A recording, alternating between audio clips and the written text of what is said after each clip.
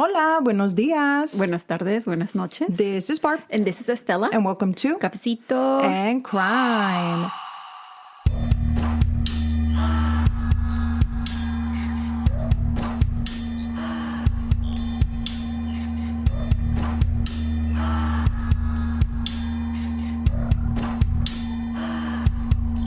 What? What's so funny?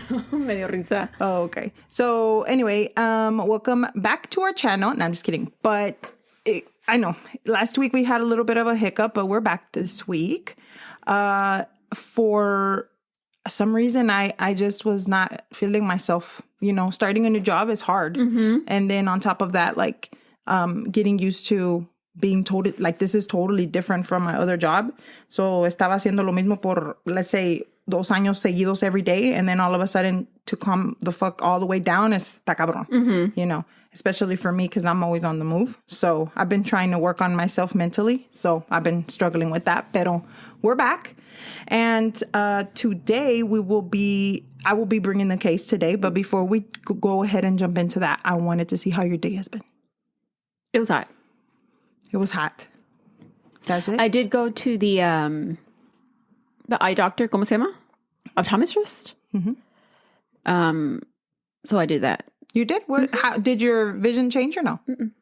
Right now, while I was at H-E-B, because I went to H-E-B to go get a few things that we were missing, like dog food and cat food and all that shit. And the lady that was in front of me, yo estaba como mensa con la boca abierta, and she told me that she liked my glasses. Oh, yeah.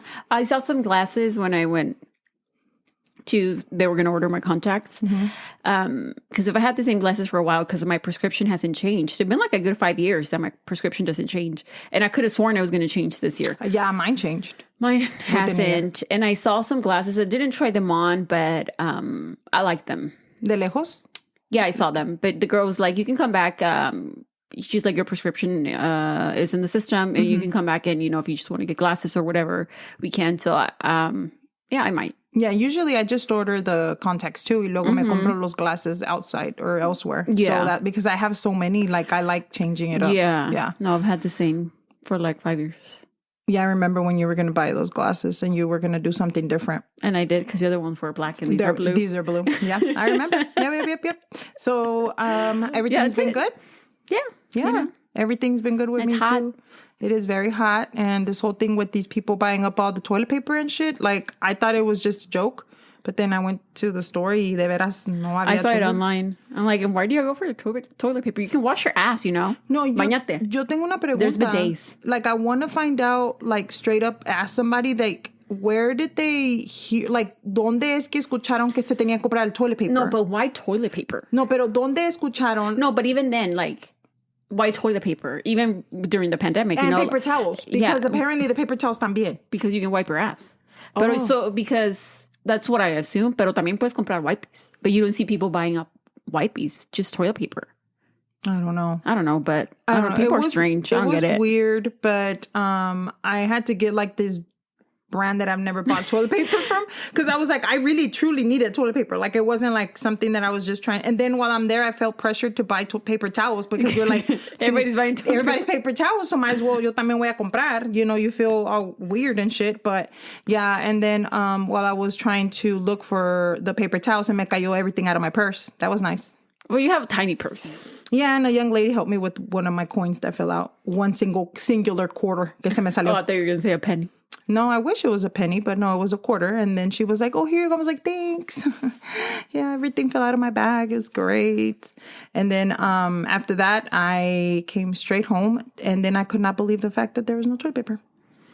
So if you're out there buying toilet paper. Just why? Why the toilet paper? No, I really want to know. Like, do you feel pressured from other people to buy toilet paper? Pero también like you, como tú dijiste, you saw people buying paper towels, so you're like, let me buy a paper towel. Maybe that's what people, they think, oh my God, la gente se va a llevar todo el papel del baño. Why? Yeah. Y cuando hablé pero you're like, I gotta get papel. Yeah, pero cuando hablé con mi hermana, she was all like, maybe I need paper towels because I only have 4 left. I'm like, okay, like, or toilet paper or whatever. Pero I'm like, I don't know. I don't know what's people's thought process. Pero yo lo que quiero saber is who started the fact that we needed to buy the toilet paper. No. I need to know. Has this always been the case? Like, I'm trying to think of like when we've had before the pandemic, when we've had previous like hurricanes, or that you need to like hung down. I don't think that it's about the hurricane. I think it has to do with the people que están in strike. No, I know, but I'm talking about like even before the pandemic. Yeah. Like, because I know during the pandemic, la gente empezó a comprar todo el toilet paper. But now before the pandemic, was this always the case too? Like when there was hurricanes, they'd be like, oh, you have to buy stuff if you're going to be inside your house. People are like, oh, shit, I need toilet paper. Pero I really would rather not have any toilet paper during this last, because we've lived through a hurricane que se va. I'd rather not have toilet paper and have lights. No, but people didn't know. Anything. Like, we didn't know it was going to be what it was, But I'm talking about before the pandemic, before that kind of thing. People that have gone through we've gone through hurricanes, but I don't remember people buying up like Katrina and people and stuff like that. Yeah, getting like ready. Like, were they buying all the like toilet Harvey, paper in Louisiana? Well, I guess the hurricanes that we've had, we never thought that they were going to get as bad as they were. I mean, it's because we never think this is going to be as bad. Ya ves como está ahorita, like, what Helene happened? did to, I mean, I was just... The states that were affected, like North Carolina, South Carolina. I'm like, oh my gosh, like, that is crazy. Like, Pobre these gente. people literally lost everything. Like, their houses were fucking floating away, Estela. Bridges were floating away. Like, fucking towns were gone. Like, these people were like, aquí estaba un town y ya no está. Like, what? That's, like, mind-blowing to me. Like crazy. Crazy. Water is, like, the scariest thing on the planet to me. Like, it does so much. Yeah. So I was watching this, side note, I was watching this TikTok because that's where I get all my information because that's really accurate. I was watching this TikTok y la señora, I don't know if you've seen it, was a case about this lady que she lost her parents and her 7-year-old son. So they were, all of them actually. During the hurricane? During the Helene. So all of them were standing arriba de la casa. So they were all holding on. Y dice la señora que at one point, they were all standing on top of the house. Y la agua se empezó a subir, and they were like standing there and the water was just coming up. And so then she said that the water was so high que they were already in the water, pero donde they were going to jump into the water, there was like power lines. So then they didn't jump. So then she said she fell back to the other side of the house and she couldn't see her son or her mom or her dad. So the next thing you know, she just heard screaming and they were washed away. And they don't, I mean. Oh my God. Yeah. She's like, that she lost her baby and her parents the same time because the water was just raging so bad. Wow. But anyway, so that is really sorry. I'm really sorry for anybody that's going through that. You know, we're here with you and we're going to continue to pray for everyone. But that is something else. Insane. That's insane. But we're going to get started with our case for today. That I will be speaking about. Well, it's kind of weird, but I'll tell you in a minute. But we're going to Brooklyn, New York today. Okay. So if you would like to come with us to Brooklyn, grab your cafecitos. And let's get started. The case that I will be discussing is not really the case. I wanted to say more of the story of Viktoria Nasyrova. So this is the name of the person that I will be speaking of in the story today. So most of what she did was in Brooklyn. So that's why I chose Brooklyn as where we're going to do. So one of the fun facts of Brooklyn, New York, was that over 1/3 of the residents were born in another country. Oh, wow. Yep. Okay. So Brooklyn is home to speakers of over 200 languages. Wow. And nearly 50% of all households speak a language other than English at the home. Also, one more thing that I found out was that New York State's first Black woman physician was from Brooklyn. Oh. Yeah.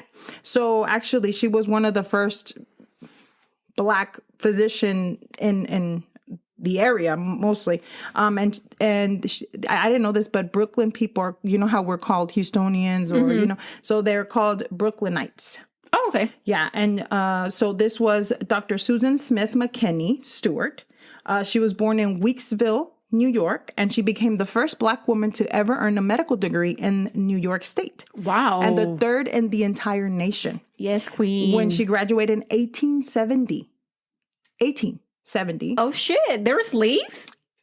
Still, like, slavery was still a thing. Yep. Mm-hmm. And she got a degree. Wow. That's crazy. But she was up in the north. So. Yeah. So according to, this is all according to brooklyn.org. Okay.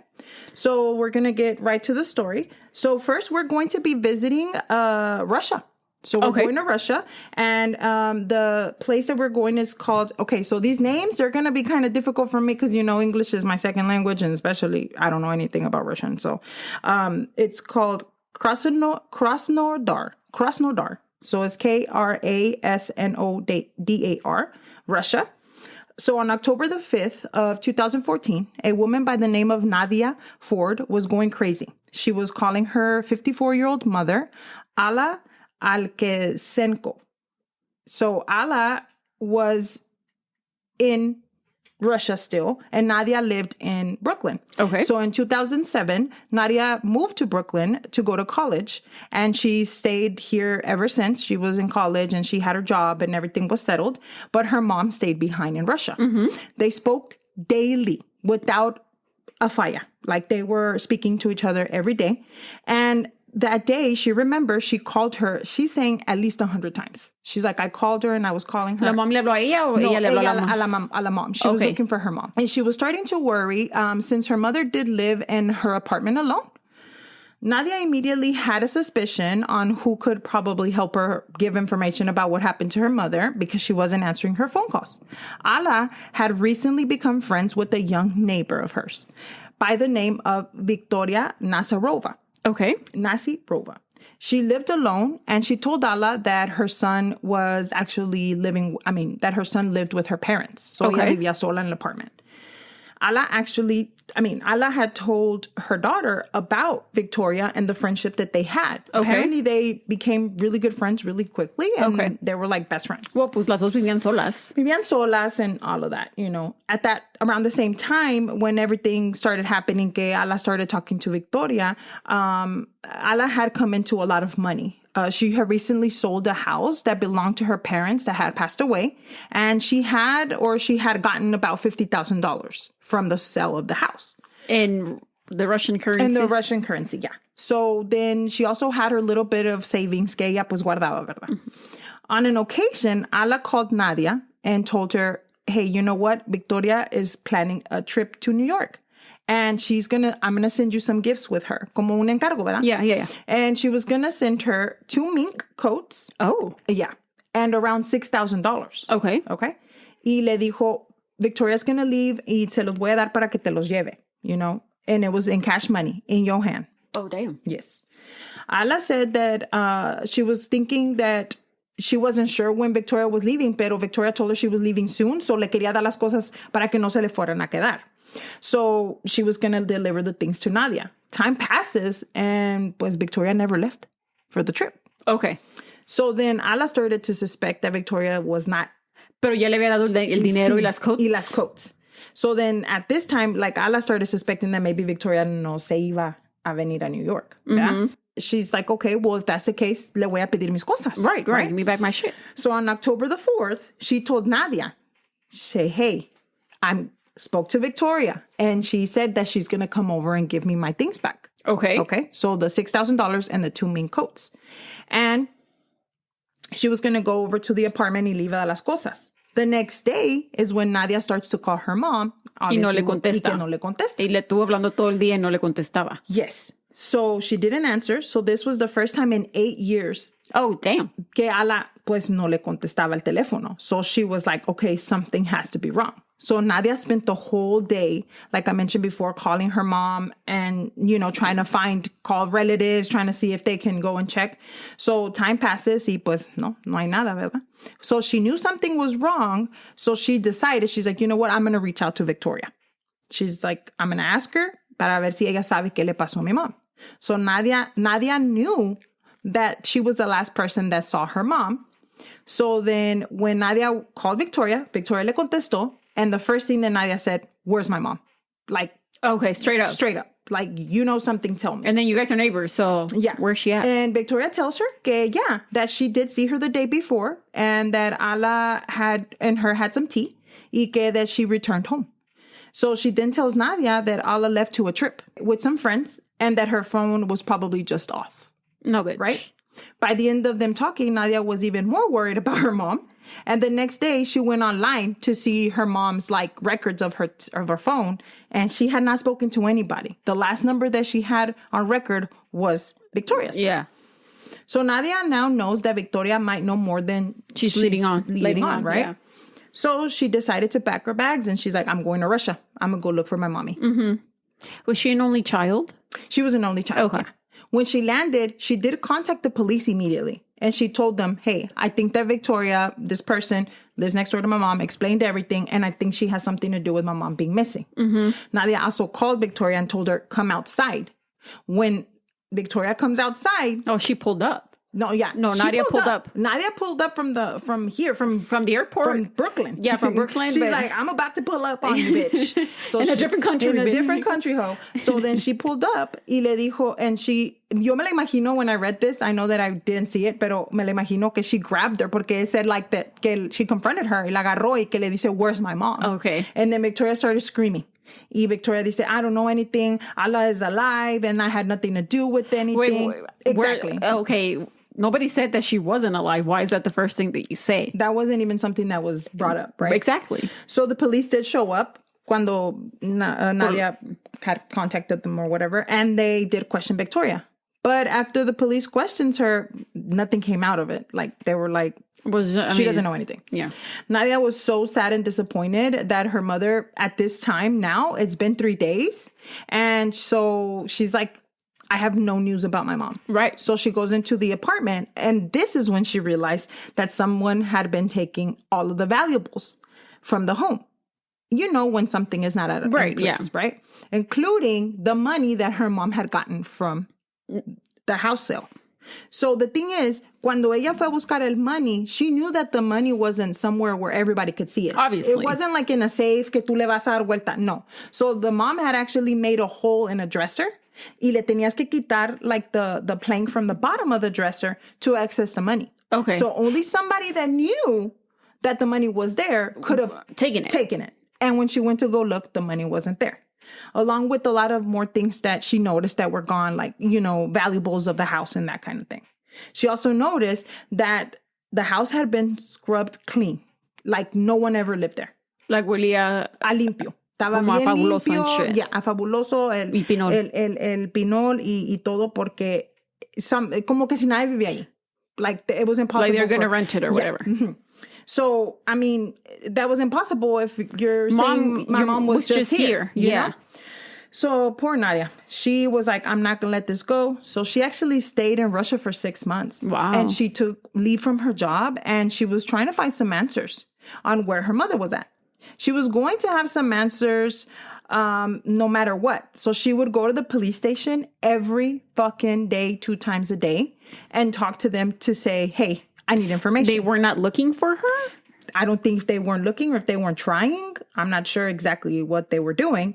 But it was so much that she would go that they eventually started to call her the crazy American daughter. Because she's Russian. Well, she was from America. Yeah, American. well, because she had lived here for a while or whatever. Yeah. So nothing she did was helping to get her answers on her mother's case. So she took it another step and she said, you know what? I am going to... And she said it out of her mouth, and I quote, in Russia, with money, you can buy anything, end quote. Like a lot of the rest of the world? Yes. So she said that what she did was, in her mind, she thought, okay, if Victoria was going to, or anybody that had her mom, they needed to drive out of this town a certain way. So she's like, I'm going to get the cameras from the highway, right? So she was able to get that information by paying people. Yeah, so they were gonna flee the city through this, I guess, like me imagino como un highway or no sé. Like when you exit the town, like when you're going out of town, pues. From Krasnodar. Uh-huh. Yeah, and she's like, maybe I'll see something helpful. So she decided herself to go through the traffic cameras. The day that I'm gonna say that again. She decided to go review the traffic camera footage, and when she was going through it, the day that... But how did she get to that footage? Well, she didn't really say. She just said that with money in Russia, you can buy anything. Oh, okay. So I'm pretty sure she paid somebody. Yeah. So she was going through the actual cameras, and the day that she caught up to the day that her mom went missing, you can see something that changed everything.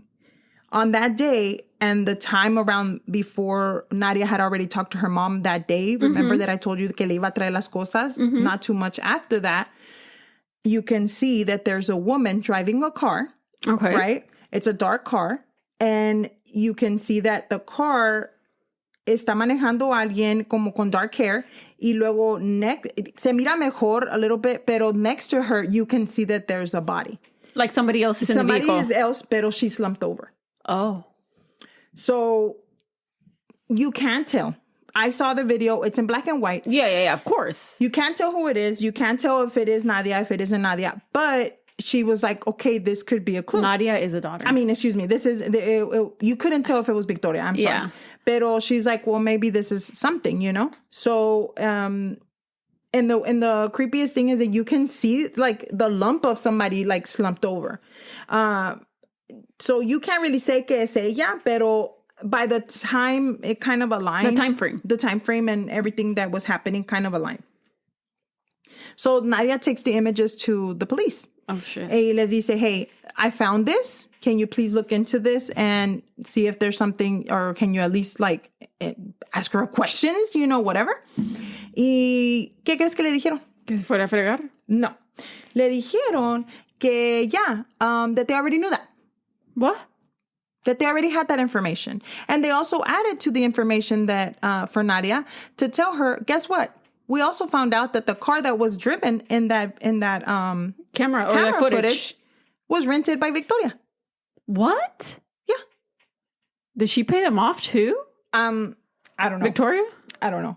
So after this was said, you know, she was like, how do you guys know this information and don't think that there's anything not right going on, especially since her mom hasn't been seen by this point in how long? Well, at least days, months, more than. Oh yeah, because you said she was there 6 months. Mm-hmm, she stayed there 6 months. Yeah. So then they did bring Victoria in finally for questioning. Okay, I'm trying to pull up the video. Oh yeah, I'll show you in a minute. So they brought in Victoria for questioning, mm-hmm. and when they brought her in, they asked her questions like, did you see Alla that day? Mm-hmm. Did you rent that car? Right. You know, whatever, were you around that area? Mm-hmm. You know, questions like that. And well, the Russian police, I think they weren't really trying because they told her, stay right here. We're going to be right back. We're going to go get the results of the lie detector. They did a lie detector test on her, and they were like, let me go get the results. Mm-hmm. So you stay right here. Okay, but it was a police station, no? Yeah, but you think she stayed? Oh, se fue? Se fue. So Victoria decided to flee the police station. Oh, shit. And now, according to what they're saying was that she left, but you never, so you tell her, stay right here, we're going to be right back, like, and she's going to listen? Let's take a quick break. Persons of Interest is back, and it's bigger than ever.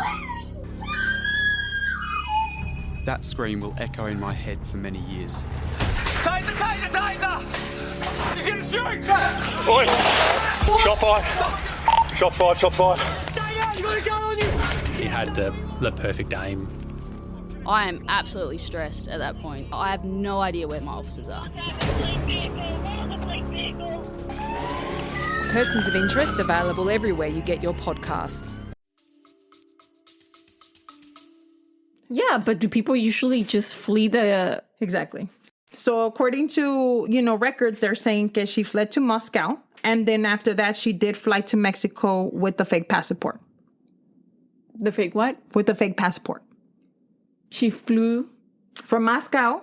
She got a fake passport. And then she flew from Moscow to Mexico with that fake passport. Oh.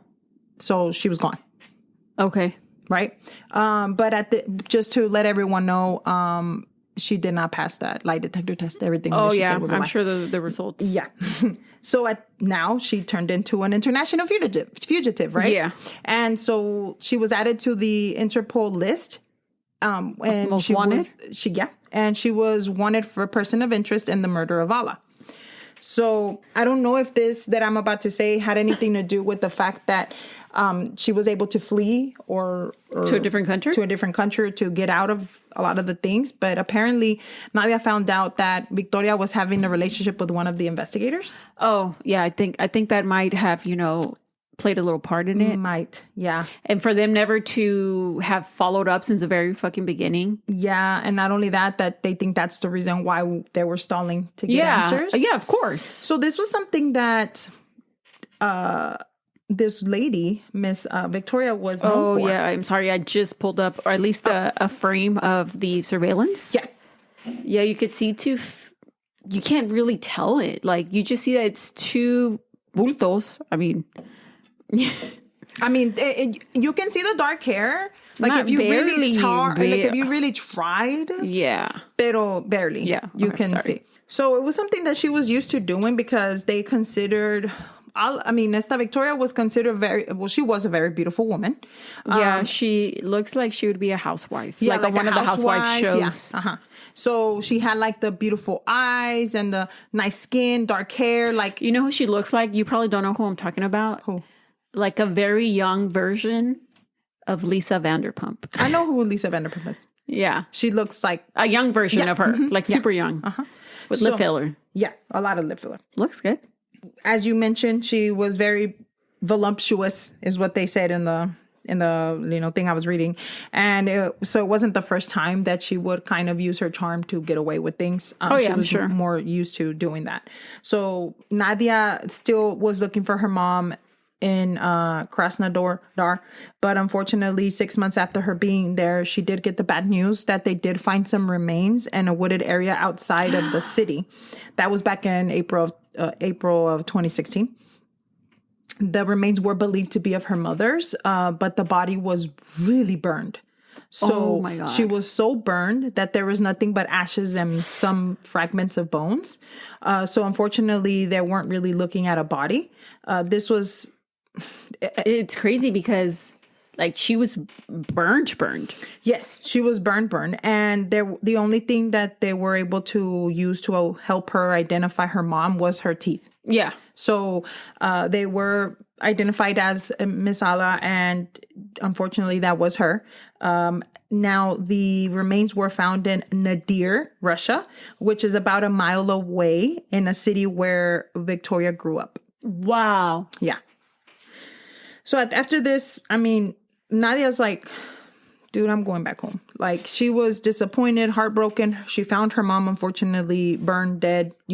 She felt devastated and, disappointed. Que otra vieja is like on the run. Internationally, they're tracking her down. There's nothing she can do. Interpol and everybody. Yeah. Girl. So she was depressed. She wouldn't leave her home for a while. She was not communicating with anyone. But one day she's like, you know what? I'm just going to try to get out of my funk. And she did log on to Facebook. Out of curiosity, she typed in Victoria's name, right? Wait, and how long had...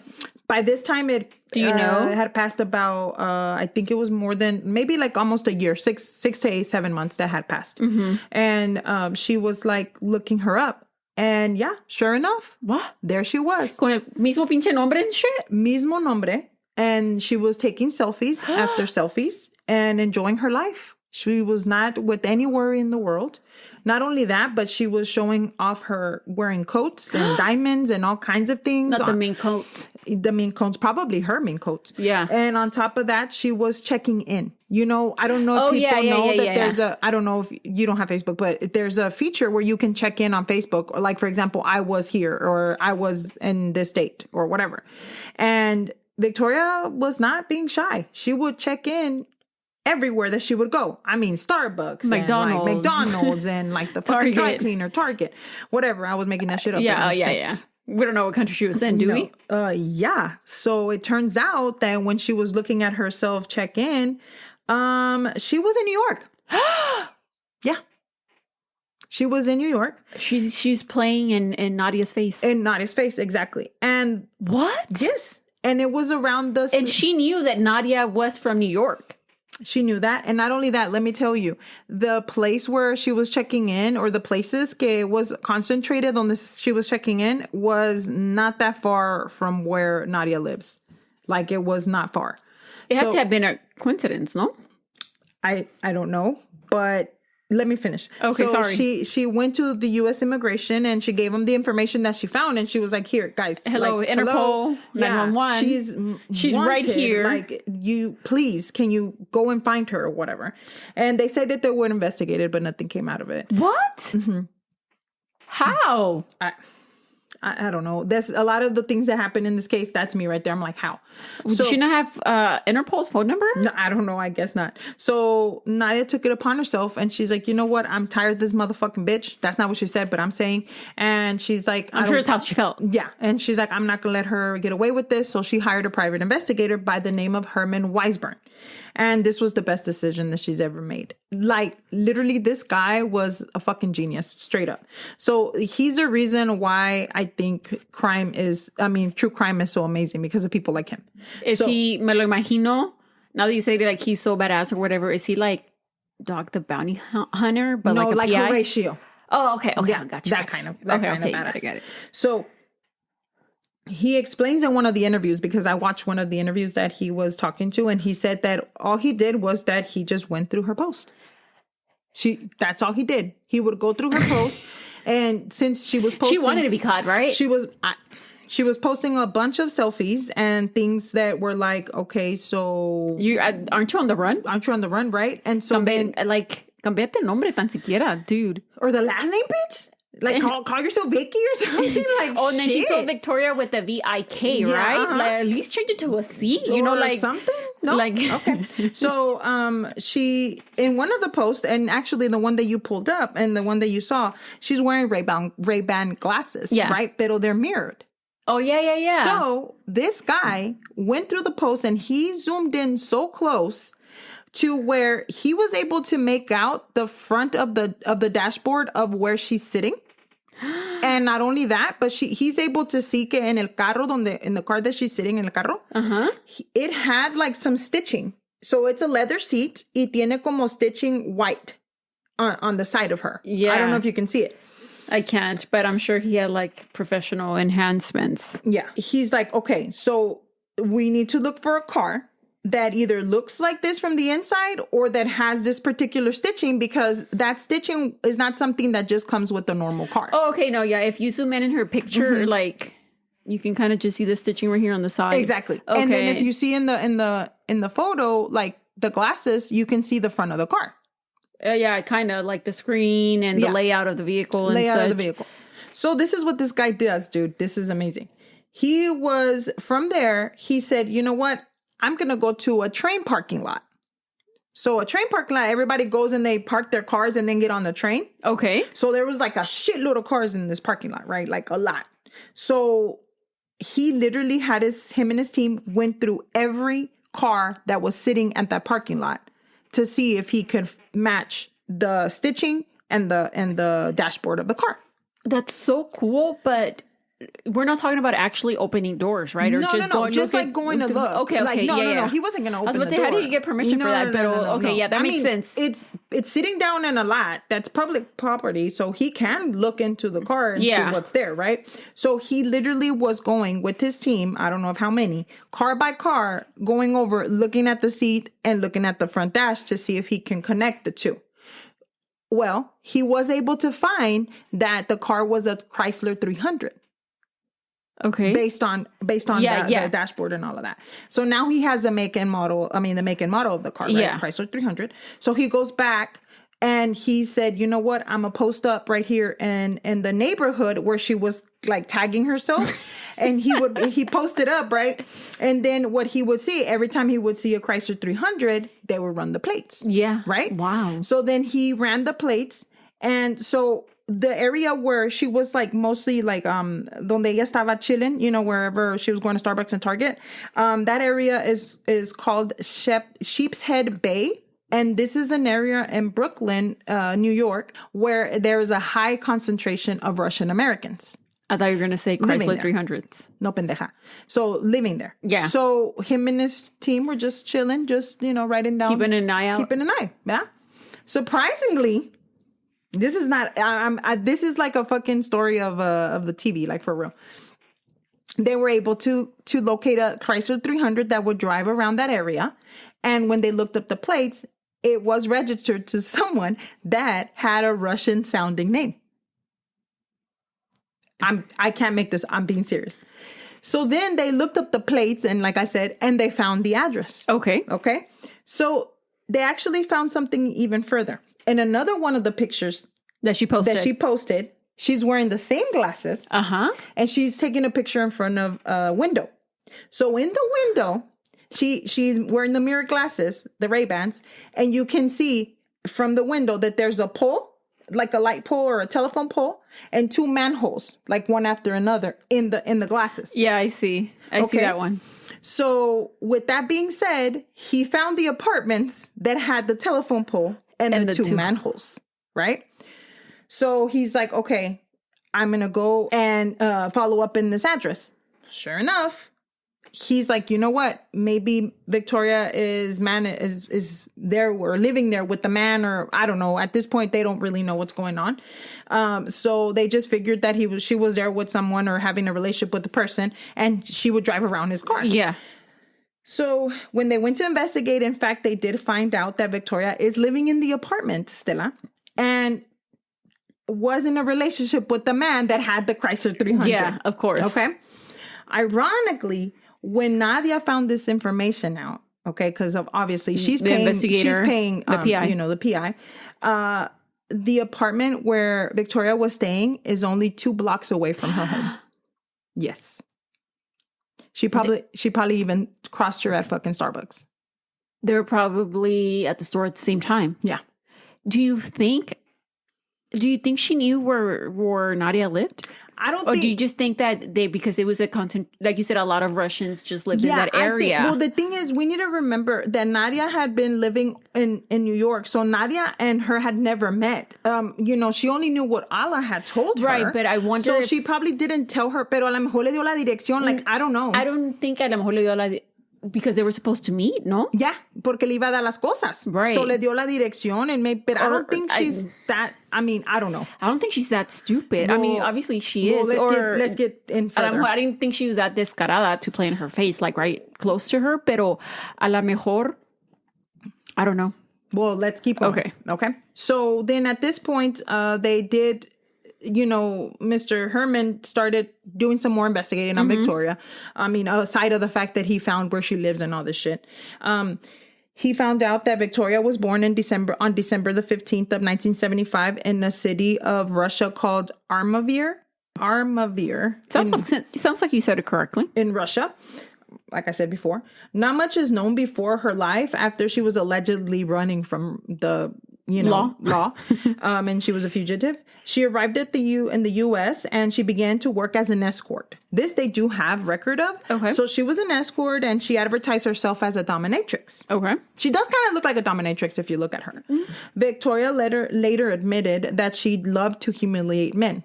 That was her shit.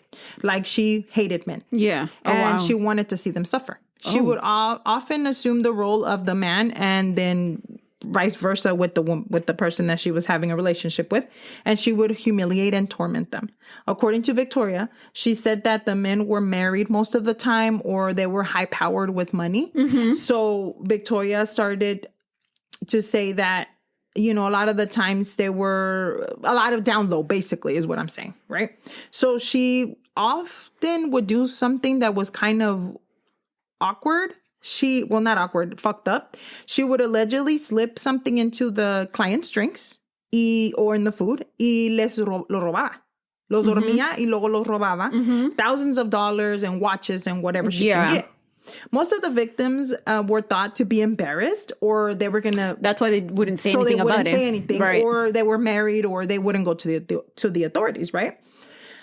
She also... so then at this point, he finds that out. He also finds out that she has a profile on a Russian dating site. Mm-hmm. And, there was some men that would, slip in her DMs or whatever. Was the dating profile, so. Yeah. So then one of the men that contacted her was a man by the name of Ruben. And he's a single man. And he has his own dry cleaning business in New York. When he finds her profile, it caught his attention because she describes herself as a good cook. And Ruben actually said in an interview, he's like, well, I like to eat, so she's a good cook. So I thought that was interesting. They did text back and forth for a little bit. And then eventually they did set up a meeting at her apartment where she was going to cook dinner for him. He went and on the date. And as soon as he arrived, she served him a meal of fish and vegetables. And Ruben thought it was weird because she kept insisting that he try the food. Like she's like, eat the food, try the food, whatever it is. But like pushy. Not like, oh, we're going to sit down and eat and have a conversation. She was pushy. He was like as soon as he walked in, he wanted. Like, tú primero. Yeah, like, so as soon as he takes a bite of the fish, he immediately lost consciousness. So he later finds out that she took $600 cash from him. And not only that, but he also took his American Express credit card and she spent $2,400. By the next day, he is still in her apartment. Still passed out? Passed out. Damn, bitch, que le echó a horse tranquilizer? Well, let me tell you. So Viktoria decided to pack his ass up and take him back to his dry cleaning business. I'm not trying to laugh. I'm being serious. How? I'm sure she looks like a little person. Not like a little person. She looks like she's petite, like thin. I don't know. So did she get assistance from one? Like, he was kind of in and out, so groggy. So he was probably helping himself, walk and stuff. So when she gets there, the worker, she started telling Ruben's employees that he had drank a whole bunch of wine, que estaba borracho, and that he had taken some pills también. So along with the people that worked there, Ruben's sister was there. So when she saw that her brother wasn't doing well, she actually started recording. Oh, shit. And so they called EMS and they were like, hey, something's not wrong. right. Yeah. So the recording that you can see, Viktoria. Oh, no. Not audio, but like actual. The recording, from her cell phone, you can see Viktoria was sitting in the big boss chair, girl. Estaba sentada. La güey. Sentada en el big boss Como chair. si no hizo nada, así preocupado. What was going on con Ruben, que Ruben se había tomado las bottles y que no sé qué. All of this was caught on video, like I said, along with Ruben being taken to the hospital. Like, el señor iba out of it. Like, you can see him in the stretcher. Yeah, he's okay. By the time they came back from the hospital, they did look for Viktoria to ask her what the fuck is going on. At the dry cleaning place, she was gone. But not only was she gone, but she also took money from the cash register. And on the way out, se llevó el watch de Ruben. Pinche vieja. Pinche vieja is correct. Not a lot of time goes by when Viktoria strikes again. Okay? So there's a young lady by the name of Olga Slivek. It's Stvek. I don't know how to say it. I'm sorry if I'm saying it wrong. She's a Ukrainian immigrant that came into the U.S. in 2014 under the Crimean crisis. I actually looked it up, and it was like this war that was going on in Ukraine. A lot of the people that were in Ukraine were brought here for asylum. Yeah. Okay. So she had her permit to be here in the U.S. Ella estaba trabajando, and, she was getting her little life together. Her friend Marina helped her get settled in Queens. And she actually was living with Marina's uncle, pero he had like a 2-story house. So Olga se quedaba arriba y el señor se quedaba abajo. She had her own room, her own area. Yeah. They weren't in a relationship. So in 2016, Olga did start to work in a beauty industry where she started to do like eyelash extensions. Okay. And she was in a actual salon. Y en el salon se llamaba in the Forest Hill area. So that's in Queens. Viktoria was one of her clients. But what she didn't like about Viktoria was that she thought that she was a little bit pushy and like overcomplicated. But Olga didn't care. Like, she was like, she's a client. Like, me vale madre, right? Yeah, she's a paying customer, pues, ¿verdad? When Viktoria would come into the salon, they would make small talk. Pero Olga kind of wanted to keep her distance. Como que no le dio buena vibra. Yeah. No le hacía la conversación. She would just let her talk or whatever. So then, as time passed, Olga did notice something, was that Viktoria started to have a really strong resemblance to Olga. Like, what? Se empezó a hacer el pelo como ella. Like, I'm going to show you the picture of her because I did screenshot this because it was creepy, dude. Like, what the fuck? Oh, shit. So then at this point, yeah, you could kind of see. She was kind of like, okay, something's not right, She was kind of like, something's not right. So then she would notice that, pero she was, once again, it's a client. Yeah, I'm doing her eyelashes. She probably thinks that, maybe you're like, probably thinking too hard about it or something. Yeah, because I wouldn't notice somebody that would start looking like me. I wouldn't notice that. Like, that's not something that I would notice, but it was kind of creepy, the resemblance, though. You saw it. Once again, she would come into the salon, make small talk with Olga. But when she was like, no, I'm not having it. Yeah, she just wanted to provide her service. Yeah. Exactly. So another thing that Olga noticed again was that Victoria would travel all the way from Brooklyn to Queens. Now, I don't know what the distance is, but I know that in New York, they have a lot of traffic. And there's a lot of people that you can have your lashes done a lot closer to home than for her to drive, because according to her, it was a long drive. So I don't know if it was like 20, 30, I don't know, but it was a long drive. And she was like, why is she driving all the way over here for me? You know? So she already kind of was having her like doubts about her. So Victoria would ask her to hang around with her like outside of work. And Olga was like, no, I'm okay. Thank you. You know, I just Wait, don't I have some thought. I have like a thought just popped into my mind, but go ahead. I wonder if it's what I'm thinking. Probably. And so then she was like, you know, you want to hang out, you know, just trying to be her friend. Right. And then Olga was like, no, I have enough friends. I don't want to be your friend. Right. So one day while Victoria was making small talk, otra vez, she told Olga that she was excited because she was getting ready to get her green card soon. Okay. Yeah. Excuse me. And Olga said, oh, that's good for you. I particularly have my worker's permit. So kind of like giving her the information because they were talking about that. But we know that that's a fucking lie because Victoria's a fugitive of the house. Yeah. So she ain't got no fucking worker's permit or she, you know, whatever. So then it's speculated that the reason for all these questions is because Victoria was wanting to get rid of Olga. Yep. That's and what she I was wanted thinking. to take over her life. Yeah. Right? And start over. So in the worker's permit, there's a picture of Olga. So I guess she was trying to kind of look like her, but I don't know. This is just alleged, right? So it gets a little bit fiery because in August the 28th of 2016, that same day in the morning or in the beginning of that same week, in the beginning of the week, Olga had already gone to see, Victoria had already gone to see Olga for her eyelash, refill. But on that day, the 28th, she calls her and she says, hey, I need to see you in emergency. One of my eyelashes are falling and I need you to fix it. And I'm going out of town. Okay. So then Olga was like, no, I'm not in the salon right now. It's my day off. Pero she called her specifically on the day off. Y le dice, no, I need an emergency eyelash repair because I'm going out of town. Can I come over to your house? Absolutely not.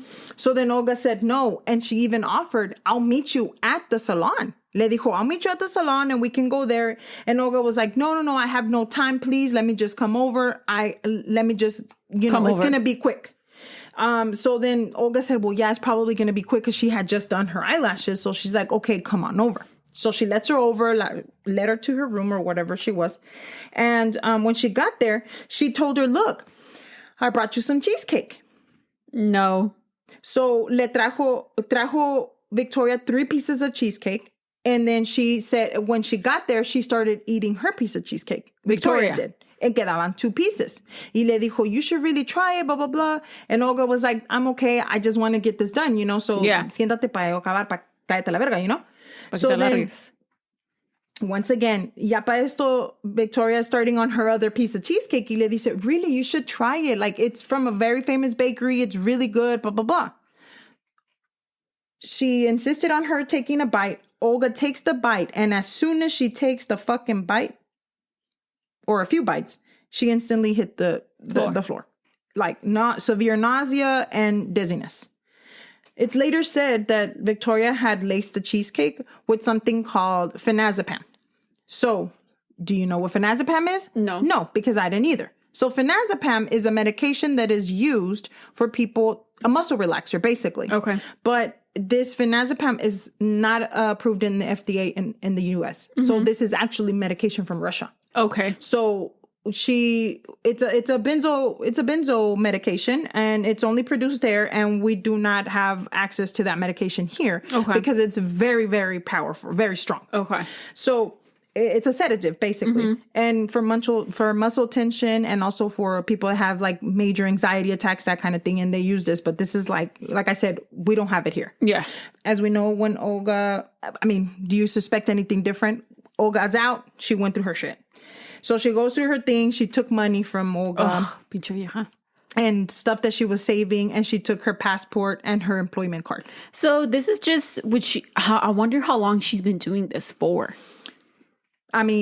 at this point, I don't think that there's record of any other time or that anybody that's come forward. But I mean, it sounds like she's been doing it because she knows what she's doing. Yeah, that's what I'm saying. But I just wonder if Nadia's mom is the only person that she's killed. Probably not. Right? That I'm probably sure That's of not. crazy. So then at this point, Viktoria kind of knew that she needed to hurry because the authorities were like getting close to her because of the whole thing with Alla in Russia, right? So it seemed like she was trying to, get Olga out of the way. So now Olga was not dead. So she does remember Olga waking up and Viktoria was feeding her chicken soup. So then... What? But every time she would feed her, she would lose consciousness again. Yeah. Right? So when Viktoria thought that she, I guess, had given her enough and she was dead, she changed Olga out of her sweats and she put on sexy lingerie on her. And then she laid her down on the bed and she threw pills around her. Pills? Pills, like las demás de las pastillas de la medicina, esa. And to make her look like she had taken her own life. So she put her in lingerie? Yeah. I don't know. So then she also turned up the heat in the room, which is known by somebody that needs to know this. But it was August, remember, in New York in August it's hot.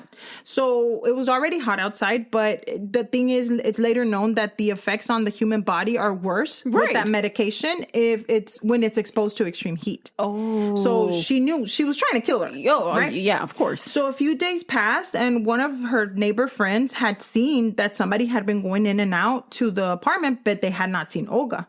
So when they went to go look for Olga, and I think, obviously the guy from downstairs had the key for the apartment or the room or whatever, they found her tirada. They quickly took her to the hospital and they actually told her that she was lucky because if they would have waited less than 10 minutes, she would have been dead. So she's alive for now, right? But she's in and out of consciousness. But she actually slipped into a coma at one point. Wow. And she was hallucinating. She was screaming. She could not remember anything. And they did a lot of tests on her and all the tests were negative. They didn't know what test to run. I mean, not only that, but they were like, okay, did you really do drugs? Like, why was the pills everywhere? Because the police went over to investigate and she had to explain to them she'd never done drugs. She was like, it wasn't me. Yeah. At this point, her sister se vino de Ukraine a cuidarla. After several days, I think she was there for a week or so. I think that a little bit over more than a week. And they were like, there's no answers. So they sent her home. Her sister, like I said, her sister came to take care of her. So when they went to the house is when they started going around those stuff and she started remembering. Oh, but she didn't, she was still at the hospital. She didn't remember the Viktoria, nada. Okay. Nah. So then whenever she was going, she started looking for her documents and she noticed that things were gone. Yeah. And so se acordó. And then she also remembered because there was pills all over her bed. So as I mentioned before, she couldn't remember, but she would remember certain things back and forth. Yeah, they would come to her. And then she remembered that the last person that was there was Viktoria. Yeah. So she called the police immediately, like el día que salió de la Del hospital. So once again, like even they interviewed the guy that went into the house to talk to her, and he was like, I needed to find out, make sure that she wasn't on drugs. And they asked her, hey, what's going on, and she's like, no, I'm telling you, this girl came and she gave me a cheesecake and I think there was something in the cheesecake. But let me tell you the crazy part of this, Estela. Because you would think that this bitch she thinks she's fucking smart, but she's not. Because when they were looking around in the trash can, guess what was in the trash can? The cheesecake? The box of the cheesecake. The clear container of the cheesecake that she had fed her. So, there's pictures of that. You can see that online. And when she went in there, they took the cheesecake box with them and they tested the box. And it was determined that there was traces of phenazepam on the box. At the time, Viktoria was still on the run, girl. This girl was just, I don't know what the fuck. I don't know. Anyway, but hey, Mr. Herman, Horatio? Yeah, he was on it. So at the end of March of 2017, she was arrested in front of her apartment that she shared with her boyfriend. Yeah. So they also questioned the boyfriend that lived her, but he said that he was a victim of her too. Oh, ¿le tenía miedo or something? Le tenía miedo. She had taken thousands of dollars from him. Of course. And she actually killed his dog. Yeah. On his birthday. What? Yeah. On his birthday, after Victoria became jealous of the dog. So lo mató. Yeah. Yeah, I don't know. Electric chair. So anyway, Olga's documents were found at the house. Yeah. So, I mean, it proved that she was the one that had taken the documents. And also her DNA was found on the cheesecake box that she left. I mean, she was like, I'm glad that you're stupid, but you're stupid. But she got away with it for a long time. So she was put in jail in Rikers Island. Oh, yeah, shit. Until her trial. But it kept getting put off because of the pandemic. Because, remember the pandy. And this woman had the nerve to do an interview with 48 hours. Yeah.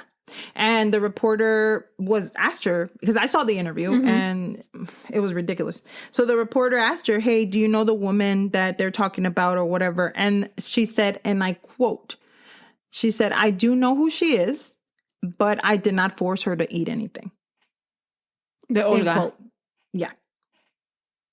So you're telling me that you didn't force her, but you gave her the cheesecake. So that was laced. she's awaiting trial for Olga or for Alla? At this point, she's awaiting trial. You had to get extradited to Russia, exactly, no? for Olga and for Ruben. Remember Ruben? Ruben? Porque al pobre también, sí. Yeah. So she finally went to trial. And while all of this was happening, Olga and Nadia actually, for some reason, they found each other. Like, I don't know if Olga connected with Nadia or Nadia. I'm not sure how it happened, but they became really good friends. Oh, okay. And they that's good. and they've actually supported each other through all of this and, whatever. Yeah, that's good. Through the trial and stuff. I know that it wasn't her mom that they were bringing, but come on. Somebody needed to, after everything that she's done, with Horatio and stuff, like, it was crazy. So she just wanted her to get justice. Yeah, for sure. For what happened. So Olga did take the stand. And while she was on the stand, Victoria sat there and stared at her and smiled the whole time. Oh, I don't know. Yeah. She was a fucking bitch. She is a fucking bitch. Olga said that she was still having issues with her memory since the incident. Yeah. And not only that, but she was so traumatized that she couldn't trust or talk to anybody. Like she said, she was really scared. And I mean, I can just imagine. I'm sure. Yeah. She probably wouldn't eat cheesecake for the rest of her life. So at this point, the trial ends. They did find her guilty of attempted murder. Wow. In both counts. They also found her guilty of assault and larceny. And she was sentenced to 21 years in prison. Okay. It's not enough, but yeah. So then when they were giving her sentence, this bitch had the nerve to look at the judge and say, fuck you. Yes. Wow. Yes. And if you look at her now, she does not look like the pictures because she's gained some pounds. Wow. I'm looking through all the other pictures. So this is not including the like you mentioned before, the actual charges that will be brought to her whenever they extradite her. Or, I mean, there's no extradition that has been set up between Russia and the U.S. because we know. But what's going to happen whenever she is out of jail, they'll probably deport her back to Russia. Y luego they'll just let them take care over, of her. Yeah, from there. So another thing that I thought was very interesting is that she's not having a very good time in jail. I hope that she wasn't. So apparently they whooped her ass. I'm sure that they did. And Victoria was attacked and the guards just stood there and looked at it and didn't do shit. And guess what? She became blind from it. Wow. So she put in a lawsuit against the correctional facility or whatever. The prison? The prison. And she won $325,000. Yeah. I actually wanted you to see the actual the report or whatever. And this is wrong. I don't know why they did this to her. But it says, turned a blind eye. It says, Rikers inmate, guards ignore attack. They took my sight. That's her. See? Yeah. Wow. So that is the case or the story of Viktoria Nasyrova I mean, obviously, I don't want to say that everything is about her, but it was just compiled of all of the creation that she did. Unfortunately, Alla lost her life. They still don't. If this is her, now she's still here. Like, when is she going to pay for what she did to Alla? This poor lady, all she did was trust her because she was her neighbor. And but like how many other victims there had. I mean, obviously, like we just said, she kind of knew what she was doing. She did it with Ruben, with Alla, and she killed her. Pobre señora. Yeah. And then not only that, but how many people did she not affect when she was doing like the whole thing of dominatrix and shit? That she was an escort and stuff, yeah. That wouldn't say anything. Like, because they, like you said, feel shame, so they don't come forward, especially, because they're men and they're like, oh, una señora, or like a woman took advantage of me. And well, yeah, not only that, but, we need to remember most of them were married. They didn't want their wives to, I don't know. That they were into that sort of kink or whatever. If anybody like does something like that to you, go to the cops, please. Yeah, say please something, come forward, because you never know. They need to be stopped. Yeah, somebody needs to stop somebody. Like something needs to happen. And I know Nadia's still waiting for justice for her mom, but at least she knows that she's paying for some of her crimes. Yeah, and I think that's what made her so excited. And whenever they did say the verdict, she was in the courtroom, and her and Olga were really happy, and they were hugging and stuff. And I think Ruben was there too. And I just can't believe like she just did so much. Imagine how many years of people that she's taken advantage of, or that she stole from. Look at this poor guy and killed his dog, and he was a beagle. Oh, I know. He was a beagle. But anyway, let us know what you think. If you would like to follow us on Instagram, we are at Cafecito and Crime Pod. And if you would like to download our episodes, rate us, and leave us a review, we'd really appreciate it. Thank you so much for listening, and we'll talk to you in the next one. Bye.